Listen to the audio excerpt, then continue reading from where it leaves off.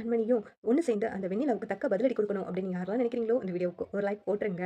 அன்புவும் கண்மணியும் hotel ரூம்ல stay பண்றாங்க. அப்ப அன்புக்கு கண்மணி மருந்து போட்டு விடுறாங்க. உடனே அன்பு பழசெல்லாம் யோசித்து பார்க்குறாங்க. எவ்வளவு கண்மணி நம்மள அக்கறையா கவனிச்சுக்கிட்டு இருந்தா. ஆனா அவளையே நம்ம வீட்ட விட்டு போக சொல்லிட்டோமே! பெரிய தப்பு பண்ணிட்டோம் அப்படின்னு அன்பு மனசுக்குள்ளலாம் ஓடிக்கிட்டு இருக்கு. இங்க கண்மணி மருந்து போட்டு விட்டுக்கிட்டேவும், அவங்களும் பழசெல்லாம் யோசித்து பார்க்குறாங்க. இப்படி இப்படி இருந்தோம் நம்ம. ஆனா இப்படி பிரிஞ்சிருக்கோமே அப்படின்னு கண்மணி மனசுக்குள்ளேயும் வருத்தமா இருக்குது. நேரத்துல அன்பு அவங்க ஈகோவ விட்டுட்டு கண்மணி கிட்ட, "கண்மணி நம்ம எப்போதுமே சேர்ந்திருந்தா நல்லாருக்கும்னு தோணுது. நீ என்ன நினைக்கிற?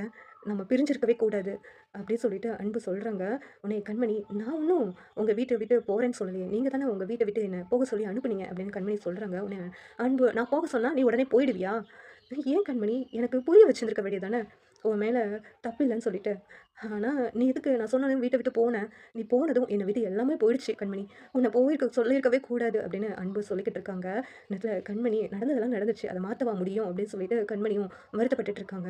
இந்த நேரத்துல திடீர்னு மழை பெய்யுது, இடி இடிக்குது. அத பார்த்துட்டு கண்மணி அன்புவ இறுக்கமா கட்டிப்பிடிச்சிடுறாங்க. கட்டிப்பிடிச்சுக்கிட்டதும் அன்புக்கு சந்தோஷமா இருக்கு. அன்பு, "கண்மணி சாரி" அப்படின்னு சொல்லிட்டு சாரி கேட்குறாங்க. கண்மணி, "நானும் உங்ககிட்ட சாரி கேட்குறேன். நீங்க சொன்னப்போ நான் போயிருக்கவே கூடாது. அங்கேயே இருந்திருக்கணும்." அப்படின்னு கண்மணி சொல்றாங்க. இங்க அன்பும் கண்மணியும் ஒருத்தருக்கு ஒருத்தர் சாரி கேட்டுட்டு, அப்படியேவும் 2 பேருமேவும் பெட்ல படுத்து சேர்ந்துடுறாங்க. ஒண்ணு சேர்ந்துடுறாங்க. காலையில விடிஞ்சதும் பார்த்தா, அன்பும் கண்மணியும் ஒரே பெட்ரூம்ல இருக்கிறாங்க.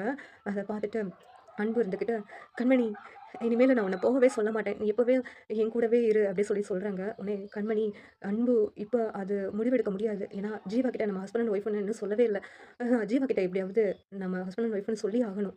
அப்படி சொன்னா தான் என்னால உங்க கூட சேர்ந்து ஒரே வீட்ல இருக்க முடியும்." அப்படின்னு கண்மணி சொல்லிக்கிட்டு இருக்காங்க. இங்க வெண்ணிலா, அந்த கண்மணி நம்மகிட்ட இருந்து எஸ்கேப் ஆயிட்டாலே, அவள சும்மா விடக்கூடாதுன்னு அடுத்த பிளான் போட்டுட்டு இருக்காங்க.